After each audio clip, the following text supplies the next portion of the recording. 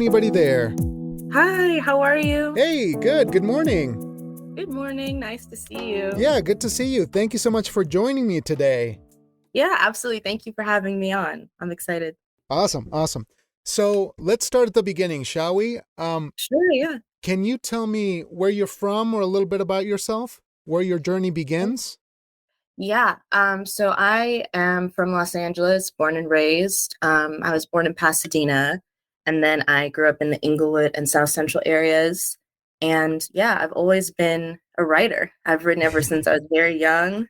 Um, since before I knew how to write, actually, because I have distinct memories of um, having stories in my head, but not knowing how to read or write. So I would just like Mm. take pieces of printer paper and like scribble things on them and then go to family members and be like, this is what this means. And this is what this story should be. And so, yeah, I've always been really interested in expressing myself that way and always been involved in uh, theater, performing arts, the whole nine. So, Nice. yeah. hmm So, do you remember the first thing that you ever wrote, or what's the first thing that you remember writing, if you can go that far? The first thing I can remember writing is probably a poem in fourth grade about stars, about constellations. Nice, nice. Isn't that Great. interesting? I mean, what do you think it was about? Wow. You know what's interesting is I've always been really fascinated by the night sky, like ever since I was a child. I think I've always, on some level, been maybe a little bit of an existential person. So I used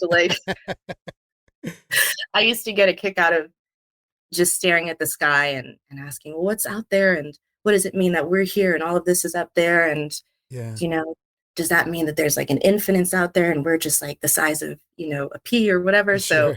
I think it was just like an expression of my fascination with possibly discovering if there's more to life or Right. more beyond what we could see.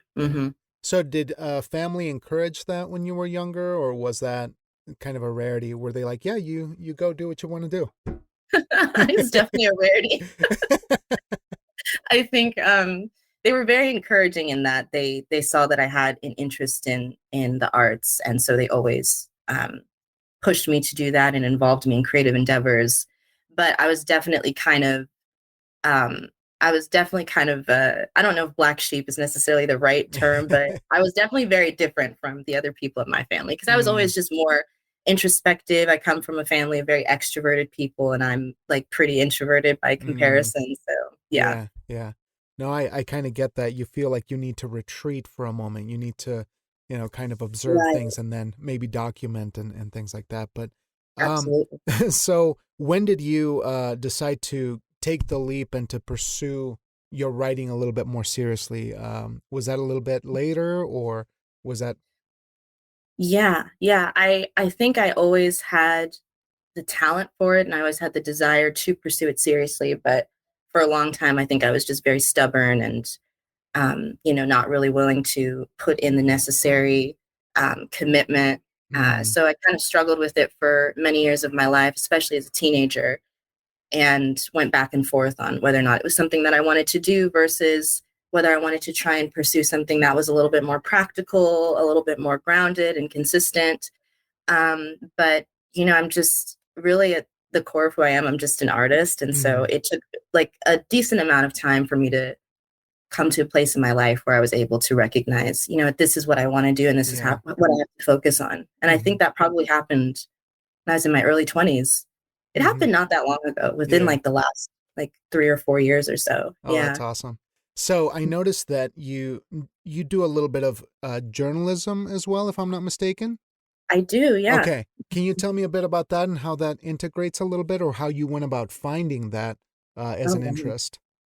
It kind of just came to me, honestly. I guess there is a part of me that always envisioned myself working in media because I've always been very interested in print media specifically. And then it just kind of started to happen in my real life. So when I was 23, I got an internship at BuzzFeed. So that was kind of my first experience in working in media Mm, and, doing editorial work.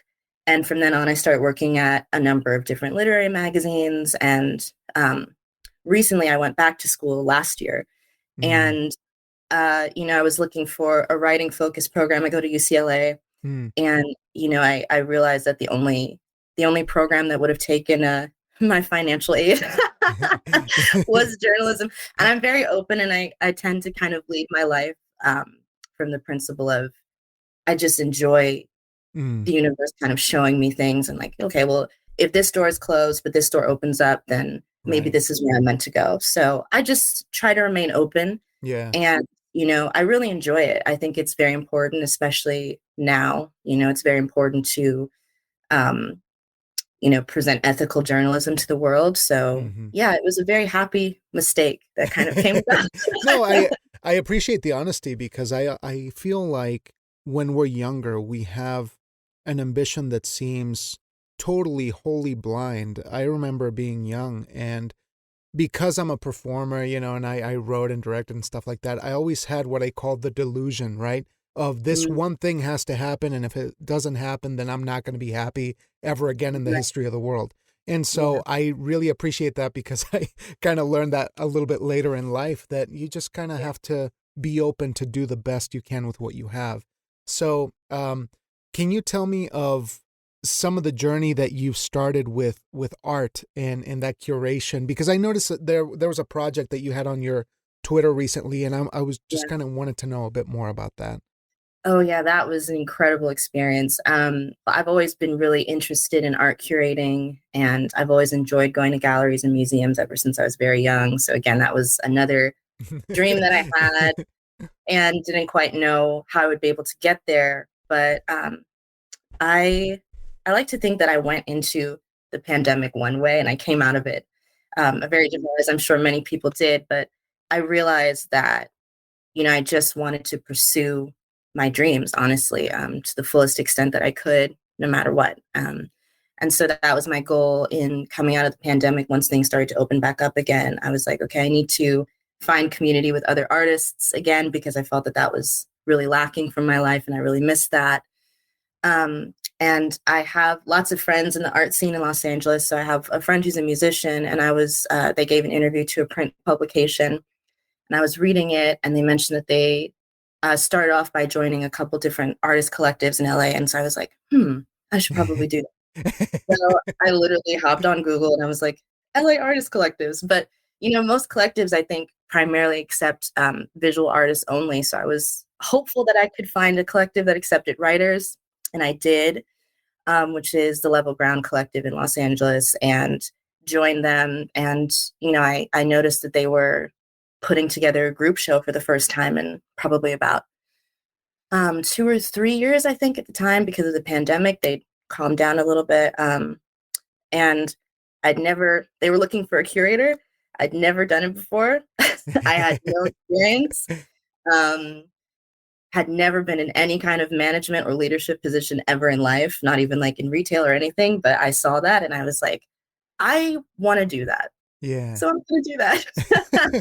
How So exciting. Yeah. yeah, so I accepted the position, and it was definitely a journey. I learned a lot very quickly. I learned a lot about myself, and I learned a lot about the process of collaboration and how important it is to kind of stay present in the moment and, you know, again, trust and have faith that everything's going to come together as it's intended to. And yeah, it was incredible. I had an amazing team of collaborators and co-creators who worked on it with me.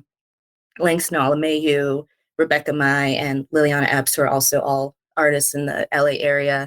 And we put together, I truly I wouldn't change anything about how it turned out. It was incredible. Like, we had 3 musicians perform, we had poetry readings, we had short films, Oh and we man. had work from about 30 artists in total. And they were all marginalized voices primarily. So that was something that was also really important to me. Hmm. And yeah, the whole thing was set up. We had this idea. The theme of the show was polarity, like opposites Mm. coming together, and how there's a lot of transmutation, I think, involved in the current experience of moving through life in 2023, and just how it's important to maintain a sense of perspective. So even if things seem, you know, um, disquieting or disconcerting or what have you, there's always a silver lining and there's always something positive Hmm. to glean from those experiences. So Yeah. we had the idea of creating the entire show to look like the inside of this big, bright, colorful house. So it was also very unique to a lot of other art shows I've been to, but it was a really beautiful experience. I feel very fortunate to have been Oh able to man. be a part of it. Yeah. That sounds like a dream. I mean, there's so many questions that I want to ask you because it sends us in a whole bunch of different directions, especially with community and how you're able to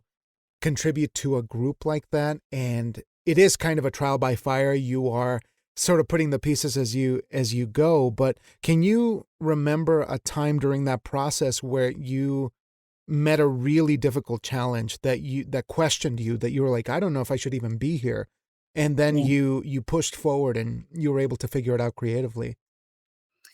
Honestly, I think a lot of it, every step of it was a new challenge in some regard. Also, again, being more of an introverted person and being someone who, experiences anxiety, it was a lot of it. I think that the biggest challenge really was just being able to get out of my own way and to trust that, you know, despite the fact that this was all new to me, I was working with great people and we were going to be able to get this off the ground no matter what. And it was a very loving environment. And so I think just being able to put myself in a position where I was able to just have faith in myself, really, and trust that because I had this desire, I had the passion for it. And I think that even if you don't have the experience necessarily, passion will carry you very far because people will recognize that in you and like they'll help nurture it.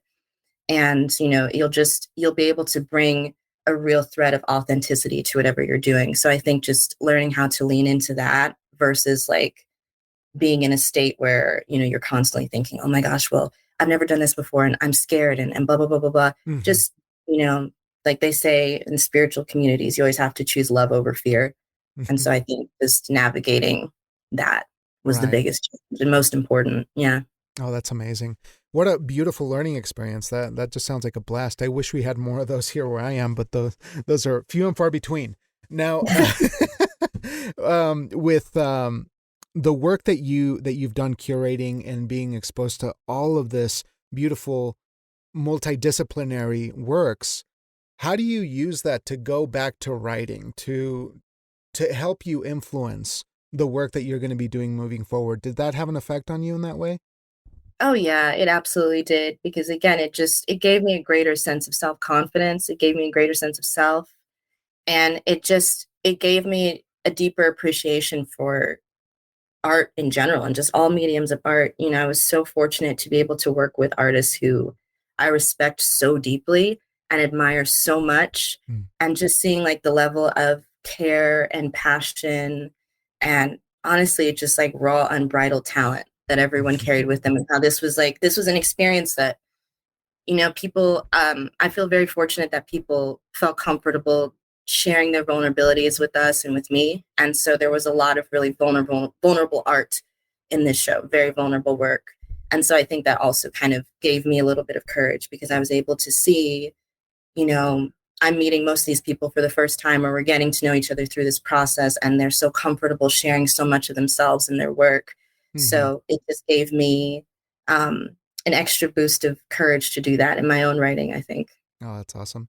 So, what kind of works do you have lined up right now that you're chipping away at or working on that are Hmm. taking up a lot of your bandwidth? Well, I definitely, I made the decision to myself the other day. I was like, I have to submit to more literary magazines in 2023. So Mhm. definitely working on some poetry and prose for that. But currently, I'm also the managing editor of an independently owned and operated Black and queer arts and dialogue magazine. It's called Skew magazine. And so just working on that and working on curating and editing a beautiful composition of all of these different artists globally and from across the diaspora, and Mhm. yeah, really enjoying that experience as well. And I've also been working on a high fantasy novel Oh, for a okay. couple of years now. It's Nice. taking me a while, but one day it will be completed. Oh, that's amazing. So, can you give us a little bit of what the high fantasy novel is, or is that top secret right now? You don't have to disclose. Uh, No. I can definitely yeah, give a little sneak peek. It's so I'm really into Greek mythology, so it is a kind of modern, I would say, very feminist take on the Hades and Persephone myth, and it Mm, is told from the lens of what if the Persephone archetype had more agency, and then it also develops almost like in a Game of Thrones style way. So she mm, comes into the underworld. The Hades equivalent in this story is this sort of like mad king who's very tyrannical and, wants all of this power and control and influence. And so she, as his bride, stages a coup against him and kind of takes over oh, the wow. underworld and the kingdom and frees the prisoners there. So that's That's basically yeah. awesome. Thank you. It's going to be great. I mean, I know that it's a huge effort to put together a novel, but that sounds like something that's going to keep you busy and will be really incredible when it comes out. So, Thank you. yeah, very exciting stuff. So tell me about the work that you're doing as managing editor. This sounds like a huge task. You got a lot on your plate here with this. Can you describe a little bit what that process is? Because it is a form of curation, I imagine, but also let's get a little bit deeper on that. What is the managing editor role, and how are you making it yours? Mm. It's a lot of technical work. So there is a clerical component to it where it's a lot of data entry and data management. But I would say in terms of how I'm making it my own, through the copywriting and the copy editing, it's a lot of PR work, which is all very new to me, but very exciting. So just being able to really kind of push my writing in that way, to really again, it is almost like a different expression of vulnerability in its own way to be Mm, able to pour all of what I feel so passionate about in relation to this project into the writing in that way. And then also just being able to meet with and connect with different artists and, hmm hear their stories. I just spoke recently with a care worker and a doula from Chicago. Their name is Rise Osby, Osby. mm, And, just being able to hear their story and their journey of how they came from the traditional medical school format and then decided to pursue holistic care and become a hmm doula and a care worker. Just hearing those stories and being able to, extract pieces of wisdom from people here and there, hmm um, creatives and people who are just focused on healing and living like the fullest embodiment of their expression, has been very inspiring to me, very empowering. And then it also just feels good to do the work in and of itself, because it is a medium that is giving a platform to marginalized voices. That's something that's very important to me in everything that I do. So it just makes me feel really good to, same thing with, when I curated the show, to be able to give a stage to people who I think are immensely talented and who deeply, deeply deserve that stage. So, Yeah, yeah. And that seems to be, correct me if I'm wrong, a huge part of where you're coming from, this responsibility or this drive to provide platforms for maybe underserved voices, maybe folks who don't really have a chance to present their point of view. Is that mhm. something that you have naturally gravitated to, or have you developed that over time, or have you always had that since you were younger? I think I've always had it since I was younger. And the more that I do this work and pursue my art, the more that that starts to unfold for me. But, I think, again, I've always been someone who's felt very different from other people and, very much like, it's hard to describe. I mean, even, like in high school, like I was always like the weird girl and, it was that way my whole life. And so, I was always someone who would recognize that in other people and or see a kinship in people who were different or who had experiences that were, hmm maybe not considered traditional in their expression, or had personalities that were left of center, or even just people who live a marginalized existence, who come from like intersecting identities. I come from a very blended background, so just people who are trying to exist in this world, hmm um, with conditions that the world and society tells us are not necessarily congruent with who they are as individuals. It's just always been very important for me to gravitate towards those people because I feel like I understand what those experiences are like. And, I just want those people to have their moment because I think the hmm more that people see that and the more that that exists in the world, the more humane our world becomes. Hmm. Yeah. No, that's awesome. And it's a very noble cause that we have to take on, especially as people of color. There's still quite a long ways to go to make sure that representation is available for younger generations. So, Mhm.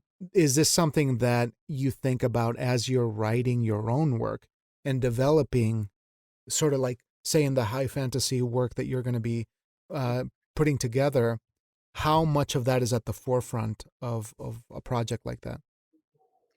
I think it's completely at the forefront of it because it's so core to who I am. Hmm. Again, even as someone who comes from a multicultural background, it's just it's so essential to, I think, everything that I understand about myself, everything that I understand about the world, about family roots, personal history, people as a whole. So, I don't necessarily know if you can even get away from that perspective when you're creating art if you do come from that background. So, Hmm. yeah, it's very integral to, I would say, every aspect of my creativity, because also I think, a big part of what I do and what I feel called to express through my art is just the importance of vulnerability, being within your vulnerability, being able to Hmm. express yourself. And I think as a woman of color, that's also extremely important. I think that oftentimes, especially as Black women, we feel this need to be very strong and kind of take on the world all the time. Hmm. And I think that it's important to, allow yourself to have rest. It's important to allow yourself to express whatever's on your heart, whatever's on your soul. And this is true of all people, but Yeah.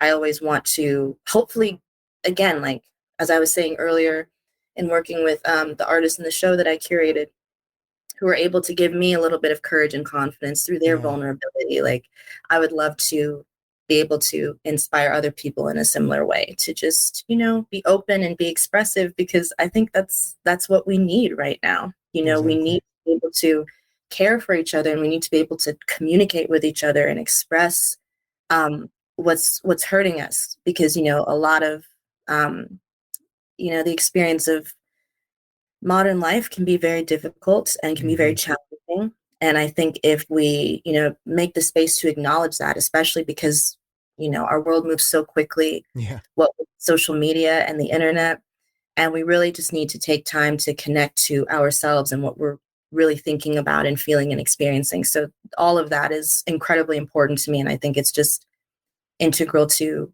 any form of self-expression. Yeah.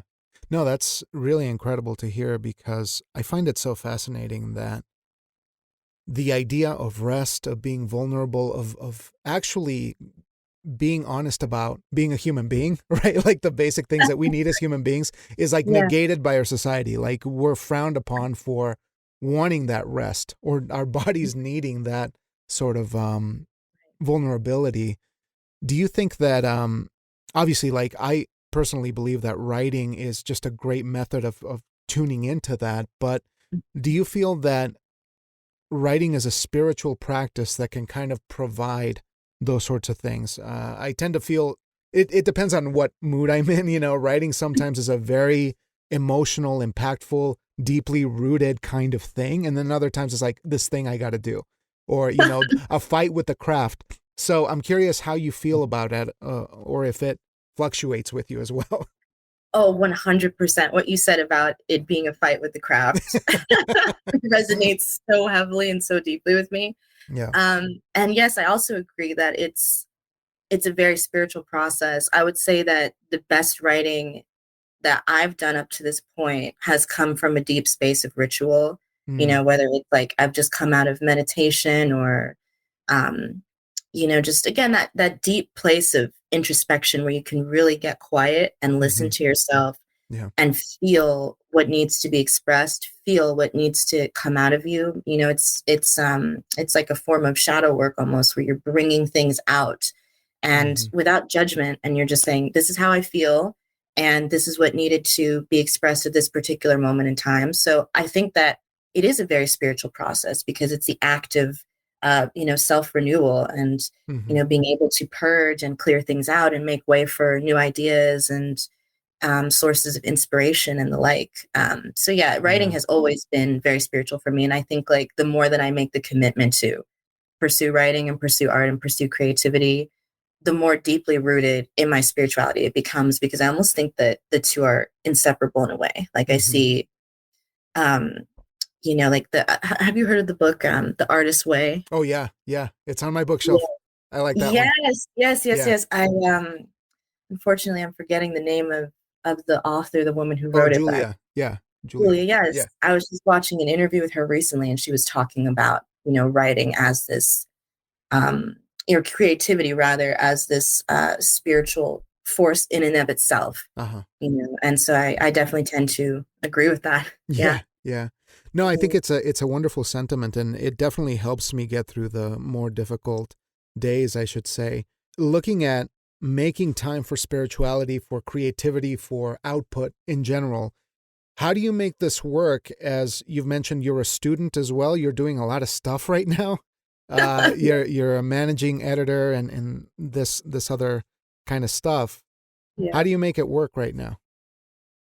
I just prioritize it. I just make it a point to make time for it, even if it's, 10 minutes a day. I just always make sure that I set aside time in my day for it, because I think it's very important. And for me, if I'm not consistently connecting to it, then like something will start to feel off. Like I won't quite feel like myself. So it's, I see it as an act of self-care.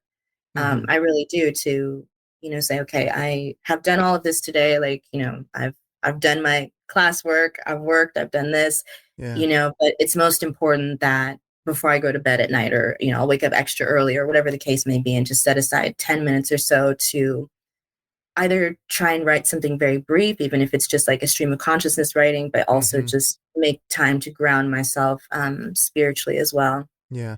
No, that's great that you mentioned that. I think that lately I've gotten into this habit of writing really short stuff because, like some years are busier than others, and I've realized that I need to focus on the time that I have. And so that's been so effective because sometimes I only have 30 minutes or I only have 15. Right. So what are we Mhm. going to do with that?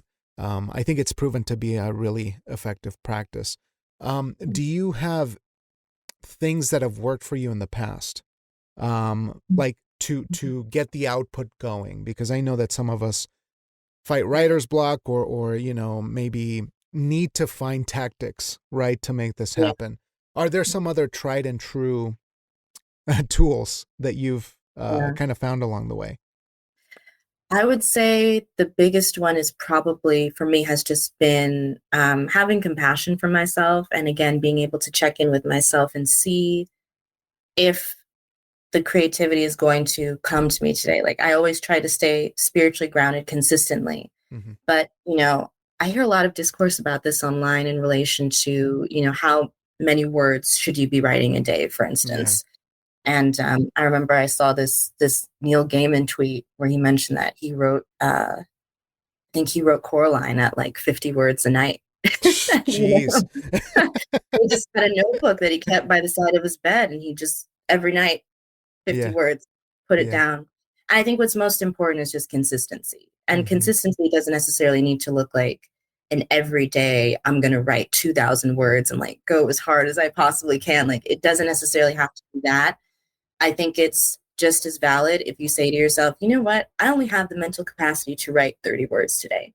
I only have the space to work on this portion of this piece of art right now. I can only commit to this one thing. I only have, like you said, 15, 30 minutes to spare. Uh-huh. But it's important that, I'm going to continue it, and I'm not going to quit, and I'm not going to give up, and I'm not going to be hard on myself because I'm not meeting standards that may not reflect what's right for me, Yeah. you know? So I think it's just important to not compare yourself to other people, and to just understand that we are all different. We are all unique in our expression and our, levels of availability, emotionally, mentally, energetically, whatever the case may be, and just recognize that that's okay. And you just move to the beat of your own unique rhythm, and it's all valid and it's all perfectly wonderful. Mhm. No, that's great. I really want to thank you for your time here. I just got a couple more questions to be mindful Mhm. of your day. Can you share a couple of things that you're enjoying right now, whether it's literature or art, something that really inspired you to continue on your creative journey? It can be anything, anything new. Oh my gosh. I'm reading a lot of French theory right now. um, but it's just so it's so interesting. I'm a really big philosophy buff, and so I'm really interested in the way that um, specifically like French feminist existentialism, like I can connect that to again like a higher sense of purpose in this world, Hmm. and just kind of reading about how people understand humanity from this broader concept than just like the physical and the tangible, that it's like there's such a specific level of consciousness that goes into the human experience that thusly warrants that every human being is entitled to the same level of love and care and respect. But to hear it described from such a grand perspective, I think has been very inspiring to me, and Hmm. like slightly less pretentious. It's like I really enjoyed the White Lotus. Like I just finished the White Lotus Yeah. recently, and that was like awesome. Oh man. And then I would say, well, it's not like a new interest, but one of the people who I always kind of say is like my creative fairy godfather, if you will, is I really love Tyler the Creator. I have like a Oh picture of him man, he's on my great. wall back there. Oh yeah, yeah, there he is.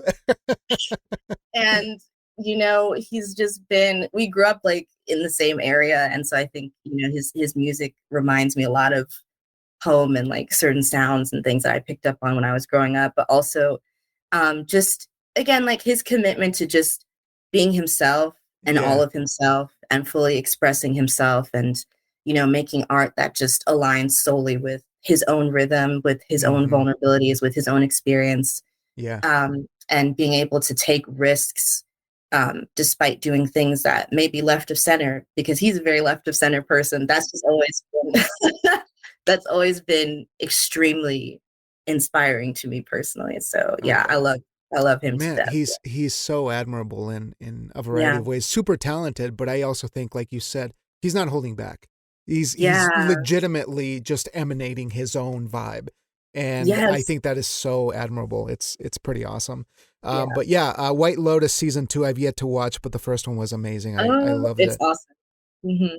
That is, coming back to the idea of polarity, right? You have just sort of the internal thing that you're carrying around, your own personal experiences, your own home, right? You have this connection, right, that maybe comes out in your work and your writing, but now you're trying to reconcile it with a larger existential, bigger than life Yeah. kind of thought.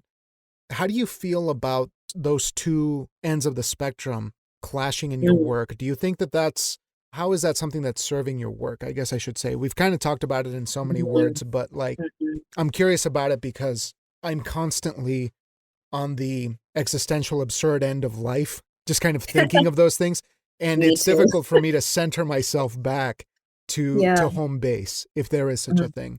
So, Mm-hmm. I guess maybe the question is, do you feel like you're going off the deep end? Mm. I mean, yes, definitely. Sometimes I'm like, I have fully crossed the threshold, but I think that my art and my writing specifically is the thing that grounds me and, brings me back, and gives me the strength to be able to overcome my own anxiety, or things that might otherwise get in the way in relation to me continuing to pursue this path and me continuing to express myself in this way. I think that for a lot of artists, you know, there's a certain kernel of truth that you realize at a certain point where, kind of like what we discussed in relation to the artist's way, these two forces, they are polar opposites, but they can't really exist without the other. I think that in order to really understand yourself, you have to pull from this greater creative force, and in order to pull from this greater creative force, you have to really understand yourself. And so I think that anyone who is an artist or who has chosen to pursue this path or who has this dream of, expressing themselves in this way and making this a reality, um, I think that's kind of something that's inevitable. And I think people come to that realization at varying levels and, at different moments and points in their life. But again, I would say it's all valid. Mhm. Um, all interpretation of this experience is valid. And also, I think the thing that is most grounding in terms of bringing you back is to just trust and have faith Mhm. that your experience is specifically catered to you and for you. And every part of it is beautiful and worth experiencing and worth integrating into your life and worth expressing with other people, because that's truly the most beautiful aspect of life. I think when you can connect those two polar opposites and being able to give that to other people, gives them the freedom to do the same and experience a full Mhm. um, grasp of the human condition, I think. Yeah. Yeah. That's really incredible. Quite a beautiful statement. And it kind of ties into what I was going to ask you as my last question on what you think success means as a writer. Mm. Like, have you decided what that is for you? And I think you pretty much summed it up. But I'm curious if you figured that out, or you feel like, what does it Yeah. mean to be successful for you as a creative, as a writer? Yeah. I just figured it out recently, actually. Like within the last couple of weeks, I was like, okay, this is what it is. And I'm comfortable with this and I'm going to integrate this. Yeah, I think that the experience again of wanting to be an artist, of going through something, whatever that may be, and feeling so profoundly moved by it that you feel the need to express it through a medium is such an intense journey. And there are so many different things that you have to go through personally and externally in order to get to that point where you can just make the thing. And then you have to have the courage and the confidence to be able to share the thing and bring other people into that experience with you. If you have created or done anything, and if you've been brave enough to put it out there, and even if it only resonated with one or two people, that is success. I fundamentally believe that, because it's just such a profound, you have to walk with such a great sense of self, I think, when you're a creative person. And if you are able to do that and execute something and see it all the way through without getting derailed, without getting in your own head about it, and just through trusting that it deserves to exist in the world, I think that's successful. I think that, it's like this is such a huge, there's like what, like 8 billion people in the world. And you know, if you're able to do anything that reaches anyone, like that's such a profound achievement. And I really want people to internalize that, and I wish more people would. It's a profound achievement to have done this. If you have published a book, if you have started a podcast, if you have just, put a song out into the world, if you have a comic that you're working on, whatever the case may be, if you have done the thing, you have literally bended and shifted and like reshaped your reality around your own truth. Like that's profound. Yeah. That's a powerful note to end on. I think that's a really wonderful way to address it, and super inspiring for me. I think that's exactly what Mm. we needed to hear today. So, Bri, I want to thank you for taking the time to do this, of course, but also for being such a voice for marginalized folks, for making that a commitment, for trying to find that kind of balance, right, between the existential, the chaos of the world, and a little bit of an anchor of order, of balance, right? And for making this a beautiful experience for Yeah. marginalized voices.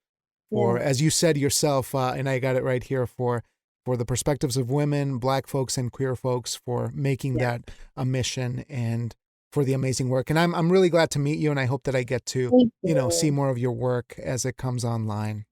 Absolutely. It was great to meet you too. This was a wonderful experience. And thank you for the recommendations. I'm going to go back and listen to Tyler, the Creator, a little bit more now. It was such a pleasure, Bri. I hope you have a wonderful Sunday, and I'll be in touch real soon on the internet. Okay, awesome. Honey. Okay, Take bye-bye. care. Bye.